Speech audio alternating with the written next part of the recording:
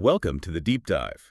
We take one source, one story, and really dig into it. Yep, and today we're looking at an NFL move, specifically something the Jacksonville Jaguars did recently. That's right. We've got an article here from a yard barker, and that's our entire focus for this deep dive. Exactly. We'll unpack this one transaction, figure out the why behind it, and see what it tells us about the Jags' thinking based only on what's in this yard barker piece. Okay, so let's set the scene.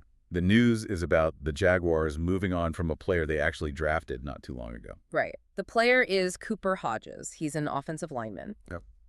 And the article says the Jaguars waived him on Wednesday. That's Wednesday relative to the article date, June 4th, 2025. Gotcha, so a very recent move. And like you said, a former draft pick. The article mentions he was a late selection by the former GM, Trent Baalke, back in the 2023 draft. Yeah, so there was, some draft capital invested there. His time with the team, it wraps up now after just 2 seasons. 2 years. And what does the article say about his performance or, well, his time there? It's interesting. It says he showed plenty of flashes, so signs of potential. But, and this is the key part, he was ultimately plagued by injuries. Injuries. That familiar story in the NFL. So, potential there, but couldn't stay healthy. That seems to be the core issue, according to this source. It flat out says his inability to put plays on tape due to his injuries ultimately did in his tenure. Wow. So you can flash all you want in practice, but if you can't get game film. Exactly. Availability is often the best ability, right? And the article gets specific about the injuries. Okay, like what? Well, his rookie year, 2023, he missed the entire season. The whole year. Yep. Injury happened in the preseason that year, so wiped out before it even began. Man, that's tough for a rookie trying to make his mark. Incredibly tough. And then his second year, 2024, wasn't much better, unfortunately. Okay, no. He did manage to start one game, just one. Okay, progress, but... But he got hit with another season-ending injury, a knee injury this time, against Philly in Week 9. So basically 2 seasons, 1 start, and 2 major injuries ending both years. Yeah. That's really unfortunate for him. Absolutely. And the article adds a bit of context about his initial projection, too. Says he was once viewed as the potential successor to Brandon Scherff at guard. Okay, so they had high hopes, or at least saw a potential starting role for him down the line. Makes the injury situation even more of a factor in this decision, you'd think. Definitely. And the article points out this isn't happening in a vacuum this week. Hodges is actually the second Baalke draft pick they've cut recently. Oh, really? Who else does the source mention? It says they also parted ways with Keelan Robinson this week. He was a 5th rounder from the 2024 draft. Okay, so 2 picks from the previous regime gone in short order. But for Hodges specifically, the article says this move was hardly a surprise. Why does the source say that? Well, it connects directly to what the Jaguars have been doing this whole offseason, specifically on the offensive line. Okay. What have they been up to? According to Yard Barker, they brought in 6 new offensive linemen. 6. Wow, okay. Yeah. That's a crowd. It really is a major overhaul, or at least a major reinforcement. So who did they bring in, according to the article? 4 veteran free agents: Patrick McCarry, Robert Hainsey, Fred Johnson, and Chuma Edoga.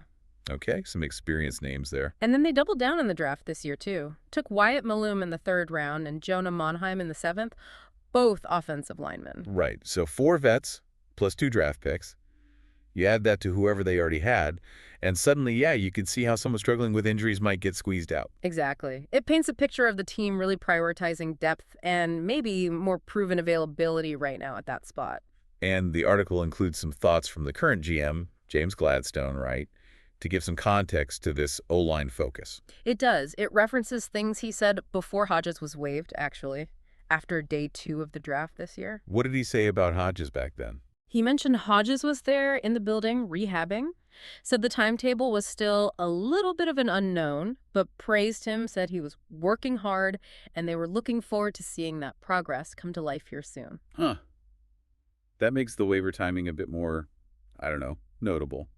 Praising his work ethic and then cutting him not long after. It does stand out a bit, but the article also includes Gladstone's general comments on the O-line depth from that same time frame, and those comments really seem to explain the bigger picture strategy. Okay, what was his philosophy there, according to the source? He basically said you can never have enough security across the offensive line. The depth there is important. Pretty straightforward. And his reasoning? The article quotes him talking about attrition, how injuries just happen during an NFL season, especially on the O-line. Yeah, that's definitely true. It seems like O-linemen are always getting banged up. Right. And Gladstone called that kind of attrition potentially debilitating for an offense. Makes total sense. Mm. Your QB can't operate, your run game stalls. Exactly. So he said they don't want to be at risk for that, and that's why they're focused on building the depth across that group. It's about protecting the whole operation. Precisely. He even mentioned setting the internal pocket and making the QB feel comfortable with stepping into that. It's about function, not just numbers. So, connecting the dots, the GM sees massive depth on the O-line as absolutely critical insurance against injuries crippling the offense. Yep. And he concluded, according to the article, by saying the free agency moves and the draft picks all point to that, calling it a step in the right direction. Okay, so let's synthesize this, based purely on the Yardbarker piece. It seems like the decision on Hodges comes down to a couple of really clear things laid out in the article. Yeah, first you have his injury history. 2 years, multiple significant injuries, very little actual game tape. The article really hammers that point. Right. The potential mentioned, the rehab work Gladstone noted, just couldn't overcome the lack of availability described in the source. And then, second, you overlay that with the team's very deliberate, very aggressive strategy this offseason, as detailed in the article, bringing in 6 new bodies for the O-line. That intense focus on adding depth, explained by the GM's comments about preventing attrition, creates a situation where there just wasn't room anymore for a player who hadn't been able to stay on the field. It seems that way, based on this source. The injuries plus the massive influx of new players made the outcome, as the article put it, hardly a surprise. So, to recap our deep dive, we looked at the Yardbarker article covering the Jaguars waiving Cooper Hodges. The key factors highlighted were his significant injury struggles over 2 seasons, leading to very limited playing time. And the team's major push this offseason, detailed in the piece, to add a lot of depth veterans and rookies to that offensive line group, reflecting the GM's stated priority. Yeah. The source really shows how a player's individual situation, especially concerning injuries, can run right up against a team's broader strategic needs and roster-building philosophy. It's a tough side of the business, but the article lays out the factors pretty clearly in this case. Definitely. So here's a final thought for you, reflecting on what we've unpacked from this Yardbarker article.